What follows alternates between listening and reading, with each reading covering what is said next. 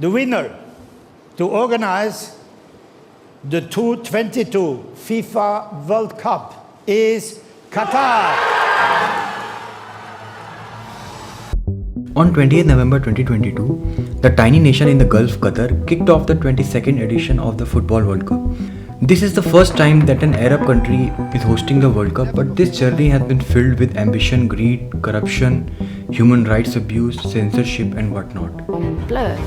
Wire fraud, money laundering, racketeering, tax evasion. FIFA became a criminal organization. Qatar, like all other Gulf nations, did not possess wealth like it does today. Its economy was poor and was based mainly on pearl diving and fishing. In the 1940s and 50s, oil and gas fields were discovered, and it was nothing short of winning the lottery. Although it was a British protectorate until its independence in 1970, within a span of a few decades, Qatar grew from one of the poorest countries in the world to one of the richest. With a population of around 3 million today, with almost 90% of it being non-Qataris, the GDP per capita of Qatar is among the top 10 countries in the world. The amount of wealth it possesses and power it holds because of it is primarily the reason for winning the bid for the World Cup in the first place. Football is governed by an organization called FIFA, founded in 1904 to oversee competition between 10 football playing nations. It now has more than 200 nations as members, divided into 6 groups with its headquarters in Zurich.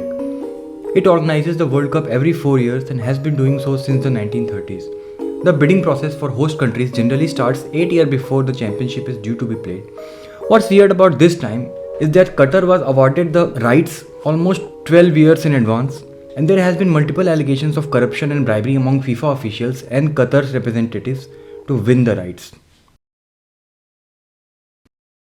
The world was shocked that Qatar 2022 had won, but how did they win? I mean, how did this happen? In 2011, a whistleblower claimed that Qatar paid $1.5 million in bribes to the president of the African Football Association, among others, essentially buying their vote. In 2013, FIFA President João Havelange and Brazilian football president Ricardo Teixeira were found to have taken bribes worth millions of dollars. Now all these allegations put a question mark on whether Qatar actually won the rights to host the World Cup or bought it from their oil money. When it was announced, you'll see everybody else euphoric and shouting, and you'll find me standing statue still, because I couldn't see Sepp Blatter from where I was sitting, and I was just standing still until Now moving on from all the corruption and bribery, there was still a cloud of doubt over Qatar's ability to host the World Cup, and one of the reasons cited was its climate. World Cup is generally organized in summer, but this is the time when the temperature in Qatar rises above 45 degrees Celsius, reaching up to 50 degrees. And that is why the decision to host the World Cup in November was taken, but it interfered with the schedule of European leagues who had to cancel their events to accommodate the World Cup. Apart from that, Qatar does not have a culture or history of football as compared to other big nations, which means it does not have the required infrastructure to host multiple matches at a time, and hotels and road infrastructure to support it. It had to build as many as 8 state-of-the-art stadiums supporting road networks, expand its airport connectivity, and build accommodation for more than 1 million spectators. According to some reports, it spent around $500 million every week for years to meet the deadline. This makes this World Cup one of the costliest ever. There was never a question whether or not Qatar will be able to complete all the required tasks in time in order to be ready to host the World Cup. Rather, the methods used by it. To make it a reality, Qatar needed hundreds and thousands of laborers, and that's where the big issue lies. Gulf countries are notorious for practicing a system of modern-day slavery known popularly as Kafala.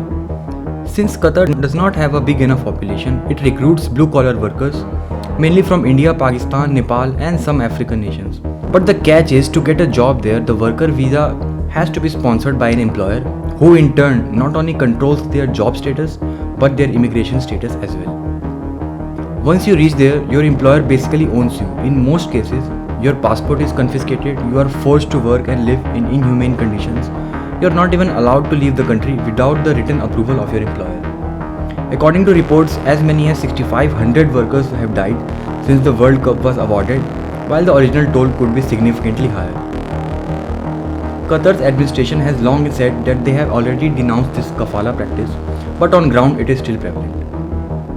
As the date of commencement grew near, Qatari government imposed sweeping restrictions on foreign reporters against interviewing anyone or anything without their written approval. Apart from that, Qatar has very strict laws against the community of LGBTQ. The primary reason Qatar was so interested in hosting the World Cup was to invite the world in the country and showcase what it has to offer. Like all other nations in the Gulf, its economy has long been dependent on oil, which will run out eventually. It needs to show the world that this tiny nation is more than just an oil pumping factory. And what could be a better opportunity than hosting a World Cup for a sport that is watched by more than any other sport in the world?